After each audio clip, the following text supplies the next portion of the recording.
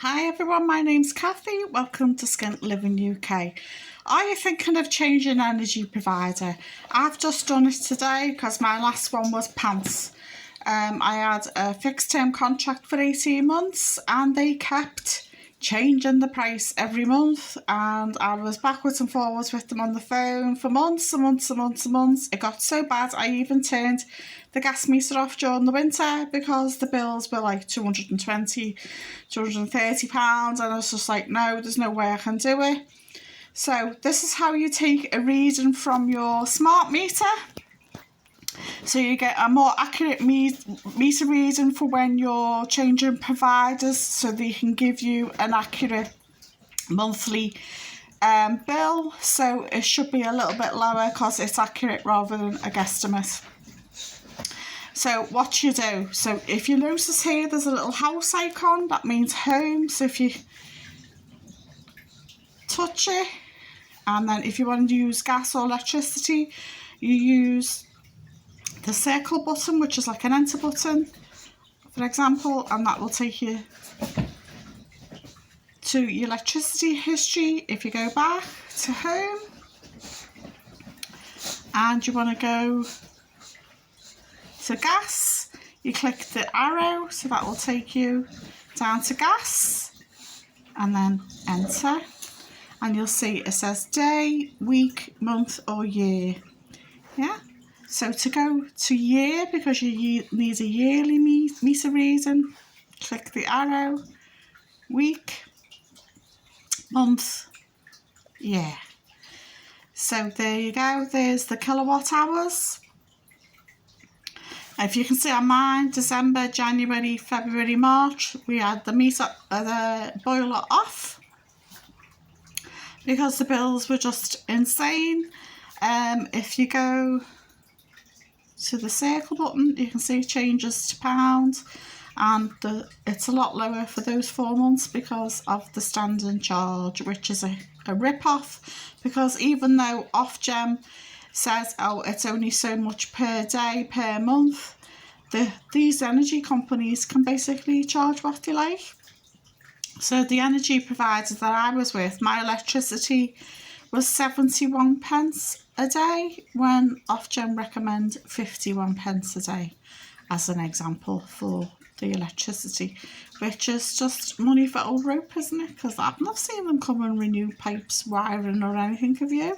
No. So when you change energy provider, they give you a guesstimate of how much you use. So use your smart meter to give them an accurate reading. Again, go to 0, the enter button, and it says there we use 1854 kilowatt hours. So it's a great way of making sure that the reading is accurate and they're not ripping you off even more. I, in the end, got fed up with my energy company, and they were ringing me, I was ringing them, listening to their stupid music while waiting in a queue, and they were fobbing me off because I was on a fixed term contract and they said I didn't have one. So I said, well, how did I change companies to you then? But anyway, so because I got nowhere, I thought, right, I need written proof, so I ignored phone calls, went on the Ofgem website, and there's like a letter that you can send, so I used that to contact them, but I used email because it's still written proof, because with phone calls they say one thing and do another, they're untrustworthy, and it's not admissible as evidence because it can be fabricated. So you're better off emailing or writing, so you've got actual written proof. So when I ended up making a formal complaint, it took them about 4 weeks to sort it out, and then they kept contacting me via email and text message saying to me, we will credit your account, and I was like, no, I want a refund, I want it sent back to my bank. They said they haven't got the standing order or the direct debit, so again I had to set it up again, another delaying tactic, and it was sorted in the end and I got a refund. So if you're having problems with your company, make a formal complaint. Don't talk to them on the phone because it's your word against theirs. Get written proof by email or via letter. So today, I've been cooking food all at once to save energy. It's saving me about £35 a month because I'm doing batches of cooking. I've got tea towels over them because there's a fly buzzing about and I've been chasing it and I got nowhere. I haven't killed it yet, but I will. So what did I cook? I got some reduced price chicken and veggies the other day from Asda, and this is the last of the chicken. Some I've put in the freezer, and I've just cooked this with a knob of butter and some dried garlic. This is veggies. I got a bag of cheap reduced peppers and tomatoes, so I've cut them up and I threw in an onion, and then I just sloshed some olive oil over. You could use butter if you want, or any other oil, and some herbs, and the herbs I used was basil. I had leftover boiled rice because I made sweet and sour chicken yesterday with the reduced chicken that I had. I cooked up some boiled rice and threw a jar of sweet and sour sauce over and microwaved it, and I had half the pan of rice left over, so I left it overnight in the fridge soaking in a mug and a half of milk, 2 tablespoons of granulated sugar and some knobs of butter. And because I like things spicy, you don't have to do this, I added a dash of cinnamon and a handful of sultanas. You can pick up sultanas anywhere for around £1 in most supermarkets because I like things a bit more flavoursome, and it's handy having sultanas because if you've got stale bread you can also make a bread and butter pudding with it as well. What else did I cook? I had some sausages in the freezer that had been there for a few months, so I cooked them up. And I had a garlic baguette in the fridge. They're 37p in Asda or 2 for 70p in Aldi. And the obligatory baked potatoes because they're handy for lunch or as a side dish with your main meal. So this will do us for a couple of days. And it'll save on energy because I've only cooked it once. So let me know what you think in the comments below. Have you had problems with your energy provider as well? I just think it's corporate greed.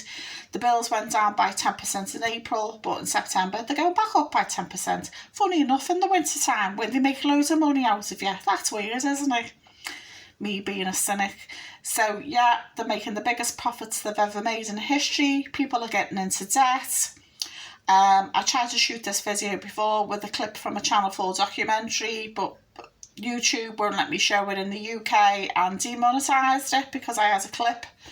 I've used clips in the past and said it's for educational purposes, but YouTube doesn't like me. All my videos I am earning pennies, not even £1. And so now I've resorted to saying to people, if you'd like to support the channel, could you buy me a coffee.com/Skint Living UK, because basically I'm trying to do my channel ticking over so I can give some food to the food bank, but like 3 months in to being monetised, I still haven't earned enough to get some money off them because you've got to reach the £60 threshold because I'm earning pennies on each video. So yeah, if you could be so kind, please buy me a coffee.